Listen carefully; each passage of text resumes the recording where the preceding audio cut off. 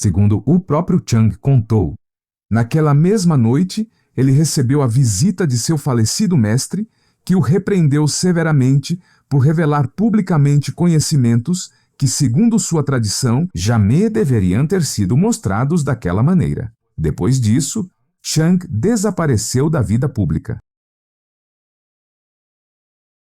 Nossa técnica de Sonsime estava cética no começo.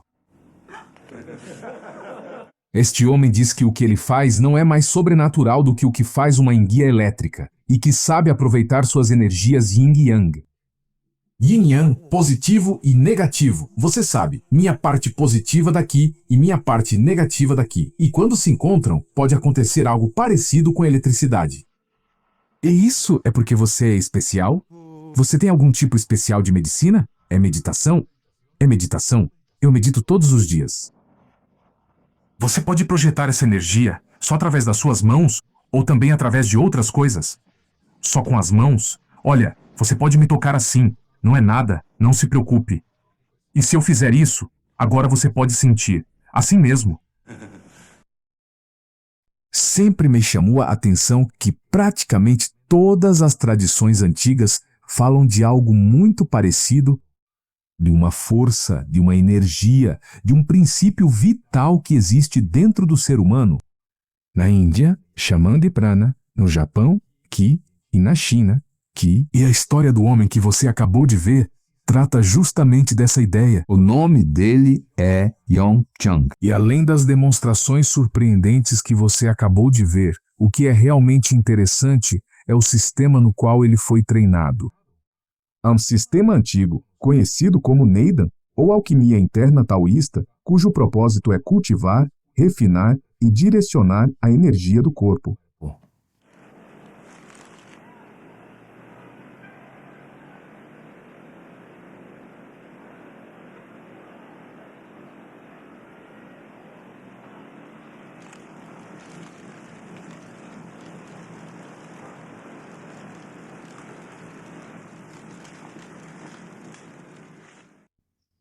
Então, durante séculos, esse conhecimento foi mantido reservado para poucos iniciados e transmitido de mestre para discípulo, sendo praticamente inacessível para a maioria.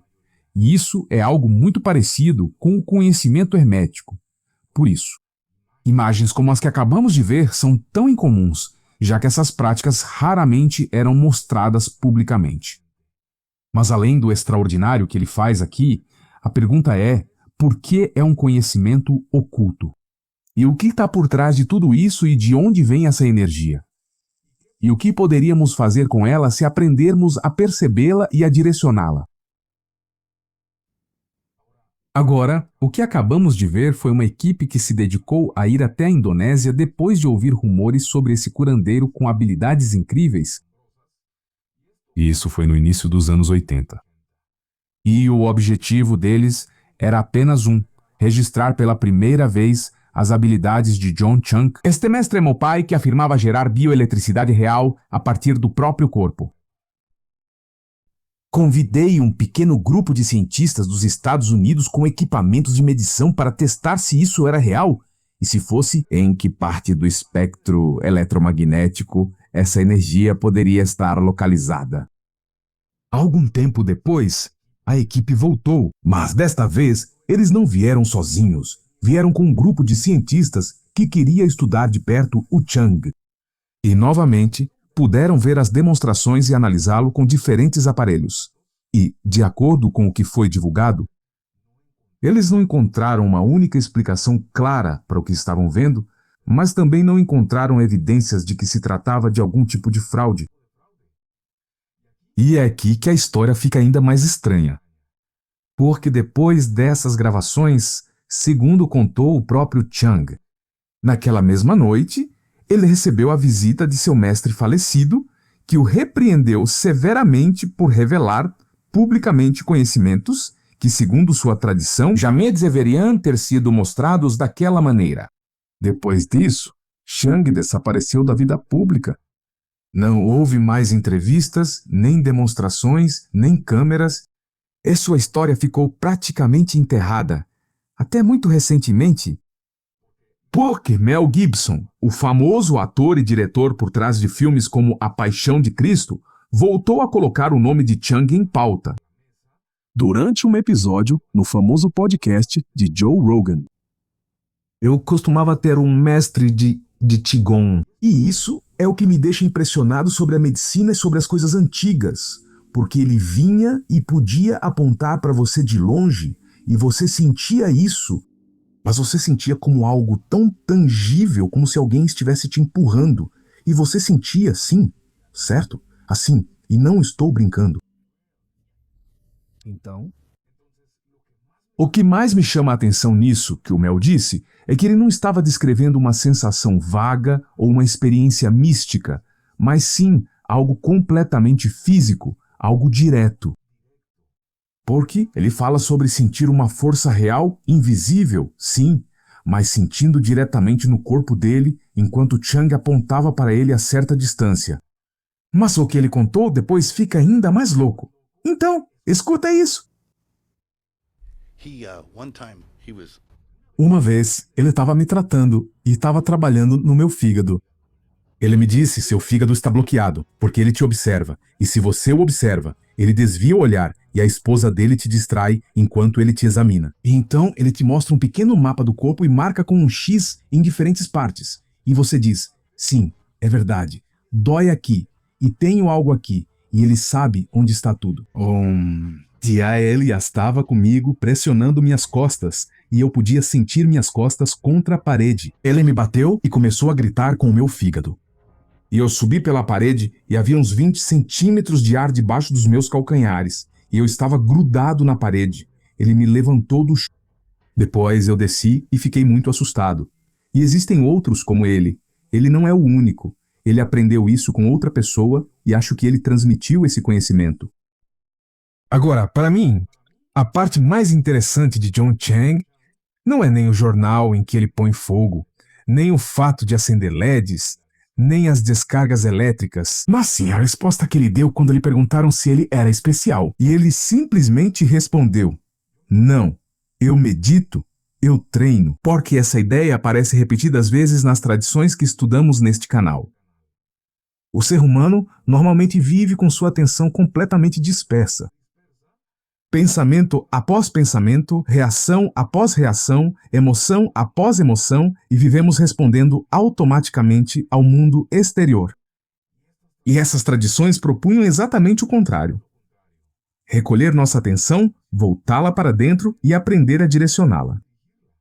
E transformar algo que normalmente acontece de forma automática em algo consciente. E embora esta não seja a típica prática de meditação, nem um simples tratamento energético, porque estamos falando de uma linhagem que foi mantida em segredo durante milhares de anos, transmitida de mestre para discípulo de uma maneira muito seletiva.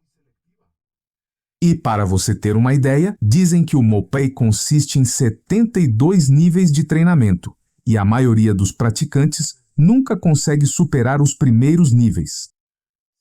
Diziam que o próprio Chang havia alcançado o nível 37 e olha do que ele era capaz. O treinamento envolve meditação intensiva, técnicas de respiração e algo conhecido como respiração embrionária, através da qual você aprende a fazer a energia circular por canais específicos do corpo. Nos níveis mais avançados, disse que os praticantes podem manipular a bioeletricidade, curar outras pessoas e até mesmo influenciar a matéria física. Então, o que Mel Gibson descreveu, em suas experiências com seu mestre, esse calor intenso e essa energia tocando o seu corpo, levantando e curando o seu corpo, é exatamente o que dizem que um mestre Mopai é capaz de fazer. E apenas algumas pessoas ao longo da história conseguiram alcançar esse nível. E algo curioso é que Mel Gibson ficou tão impactado pelo que havia experimentado que teve que conversar com seu sacerdote, um senhor que era muito sábio, segundo suas palavras. E isso foi o que ele contou no podcast. Ouça com atenção. Eu estava tão assustado que fui procurar um sacerdote e disse a ele: esse cara é demoníaco ou algo assim, porque me levantou contra a parede. E o sacerdote, que era um velho jesuíta, sabe, um homem tradicional, e era como uma mistura de Jimmy Stewart e Elmer Fudd, aquele dos desenhos animados, era assim que ele soava. E eu perguntei para ele, me diz, tem algo demoníaco nesse homem? E ele me disse, espera. Me diz, ele me curou fazendo isso? E eu disse para ele, sim, ele fez isso. Então ele respondeu, bom, então tudo bem. Ele me disse, não tenho nenhum problema com algo assim. Porque estava dentro do reino das possibilidades que uma pessoa pudesse ter um poder assim. E que é algo inexplicável, mas que funciona. E funcionou. Então, é interessante ver como Chang não mostrava essas habilidades para conseguir fama ou fortuna. Na verdade, dizem que ele era muito seletivo em relação às pessoas com quem ele trabalhava, porque ele sabia que esses poderes implicavam uma grande responsabilidade. Então, a pergunta não é se essas capacidades são possíveis para o ser humano, porque a evidência aqui é bastante clara. A pergunta é, estamos preparados para estudar seriamente essas capacidades? Talvez por isso, as antigas tradições fossem tão cuidadosas com esse conhecimento, porque o objetivo nunca foi fazer truques, nem impressionar alguém, nem conseguir poderes. Talvez o verdadeiro trabalho seja dominar a si mesmo. John Chang passou décadas treinando algo que a maioria de nós mal consegue sustentar por alguns minutos: sua atenção, sua respiração, seu estado interno. E praticamente todas as grandes tradições acabam nos levando ao mesmo lugar, que é para dentro de nós mesmos. Porque antes de tentar direcionar qualquer energia, você teria que aprender a direcionar sua atenção. Antes de tentar transformar sua realidade, você teria que aprender a não ser arrastado por ela. E antes de querer dominar algo lá fora, você teria que começar por se conhecer e se dominar. E para mim, John Chang deixa uma pergunta muito mais interessante do que qualquer demonstração. E é: quanto do potencial do ser humano ainda está adormecido? Simplesmente porque nunca aprendemos a treiná-lo. E talvez a única maneira de responder essa pergunta não seja acreditando nem negando, mas sim experimentando, observando e meditando. E descobrindo por nós mesmos até onde pode chegar uma mente verdadeiramente treinada. E quando você para de viver reagindo no automático ao mundo exterior e começa a olhar para dentro, talvez você comece a descobrir que existe algo muito maior em você do que jamais imaginou.